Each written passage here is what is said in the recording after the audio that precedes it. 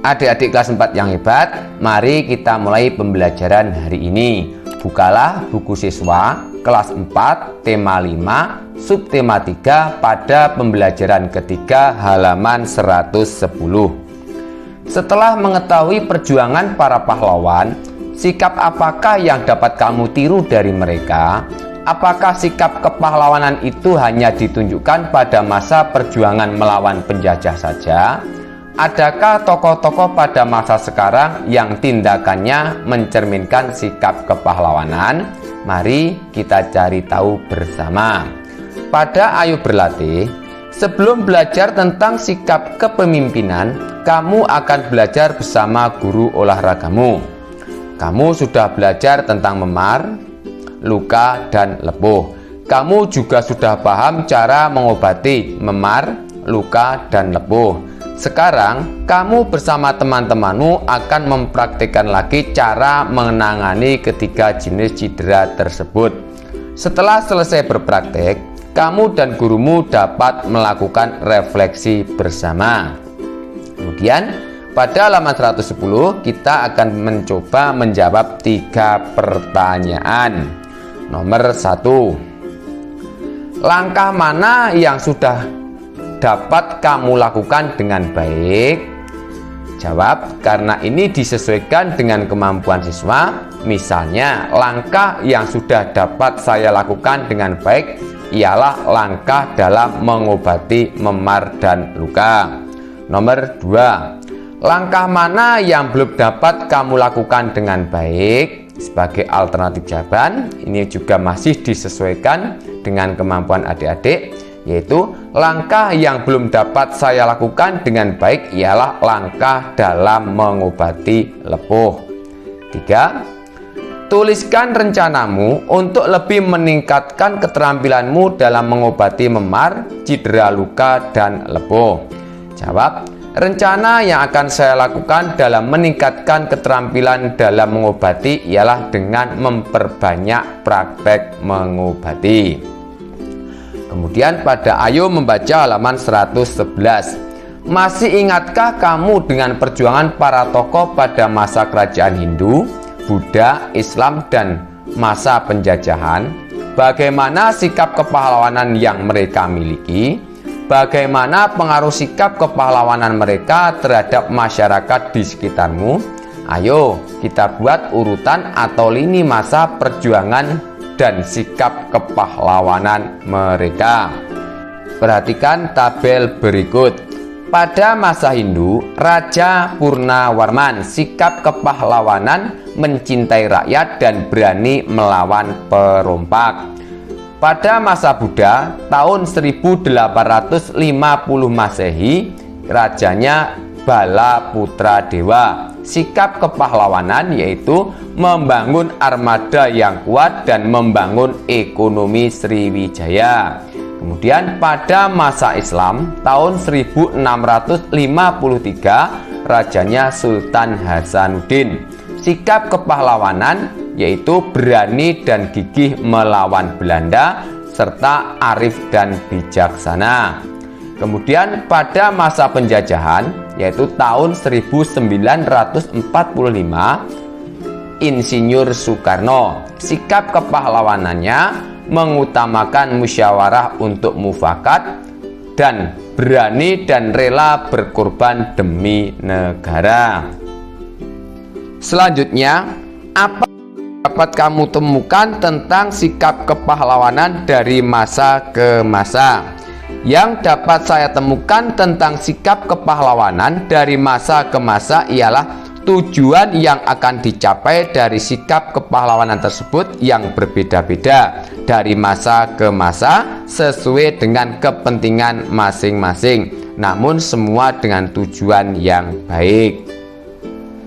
Apakah ada persamaan dan perbedaannya? Ya, ada. Persamaannya sama-sama dengan tujuan akhir yang baik, sedangkan perbedaannya dengan kepentingan yang berbeda-beda terhadap yang diperjuangkan.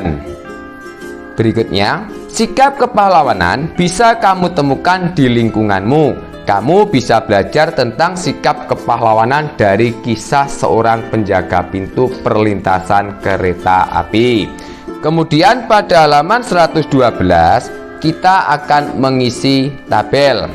Tabel sebelah kiri yang aku ketahui tentang sikap kepahlawanan dari penjaga pintu perlintasan kereta api, yaitu penjaga kereta api adalah orang yang bertugas di perlintasan kereta api.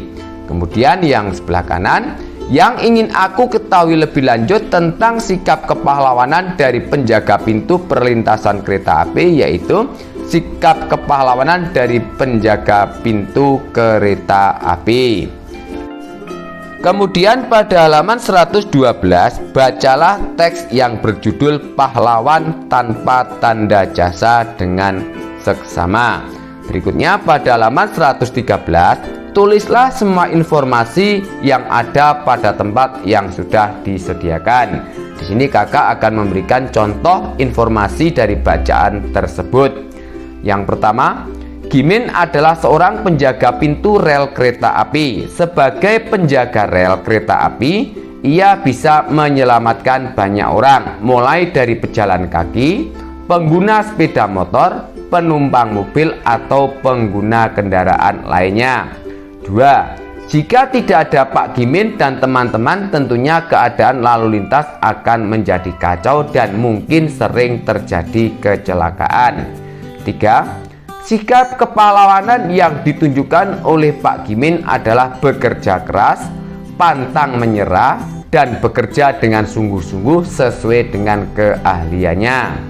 4. Beliau bekerja demi keselamatan orang lain, yaitu para pengguna jalan yang melintasi rel kereta api. Beliau tetap sabar walaupun umpatan, hujan, dan terik matahari tak pernah ia pedulikan. Keselamatan pengguna jalan adalah yang terpenting. Pada Ayo Mencoba halaman 113, silahkan adik-adik mencoba praktik membuat periskop. Adapun langkah-langkahnya dapat adik-adik ikuti pada halaman 114. Setelah melakukan praktik halaman 114, kita akan menjawab beberapa pertanyaan pada halaman 115. Setelah melakukan percobaan membuat periskop, jawablah pertanyaan-pertanyaan berikut. Nomor 1. Apa yang kamu temukan dalam percobaan ini? Yang saya temukan yaitu periskop menerapkan sifat cahaya yang berupa pemantulan. Cahaya dari satu objek yang ditangkap oleh suatu cermin kemudian dipantulkan menuju mata pengamat. 2. Bagaimana bayangan yang dihasilkan periskop? Sifat-sifat bayangan yang dibentuk oleh cermin datar yaitu ukuran besar dan tinggi, bayangan sama dengan ukuran benda, jarak bayangan ke cermin sama dengan jarak benda ke cermin, penampakan bayangan berlawanan dengan benda, misalnya tangan kirimu akan menjadi tangan kanan bayanganmu, bayangan tegak seperti bendanya, dan bayangan bersifat semu atau maya, artinya bayangan dapat dilihat dalam cermin tetapi tidak dapat ditangkap layar. 3. Apa kesimpulanmu yang kamu peroleh tentang percobaan ini? Kesimpulan yang dapat saya peroleh yaitu prinsip kerja periskop adalah membentuk bayangan dengan melakukan pemantulan pada kedua cermin datar yang dipasang sejajar dan diposisikan miring agar mengarah ke mata pengamat. Lalu pemantulan tersebut diteruskan ke pengamat. 4. Di manakah prinsip kerja periskop ini kamu jumpai dalam kehidupan sehari-hari? Periskop dapat ditemui pada kapal selam dan tank tentara. Berikutnya, buatlah laporan percobaanmu. Di sini kakak akan membantu membuat sebuah laporan kegiatan dari percobaan tersebut. Nama percobaan membuktikan bahwa sifat cahaya dapat dipantulkan. Alat-alat yang digunakan: kardus bekas, cermin datar 2 buah, lem atau selotip, busur derajat, gunting, dan kertas biasa atau kertas koran maupun kertas pembungkus kado. Langkah kerja: bagi kardus bekas menjadi 5 bagian. 4 bagian sama besar dengan ukuran masing-masing 30 cm x 6 cm. 1 bagian lagi berukuran 30 cm x 2 cm. Buat 2 lubang persegi panjang pada bagian B dan D. Buat kotak berukuran 6 cm x 6 cm pada setiap ujung bagian A dan C. Gunakanlah pensil untuk menggambarnya. Setelah itu, buat garis diagonal pada 2 kotak tersebut. Potonglah persegi panjang kecil membentuk sudut 45 derajat pada kedua sisi yang lain. Selipkan cermin datar pada celah bersudut dan rekatkan dengan selotip. Salah satu cermin menghadap ke atas dan yang lain menghadap ke bawah. Gunakanlah periskopmu untuk melihat benda-benda di sekitarmu. Kesimpulan: berdasarkan hasil pengamatan pada periskop sederhana yang telah dibuat, cahaya yang memantul dari objek cermin pada bagian atas periskop karena sudut cermin ini, maka cahaya dipantulkan kembali pada cermin bagian bawah periskop.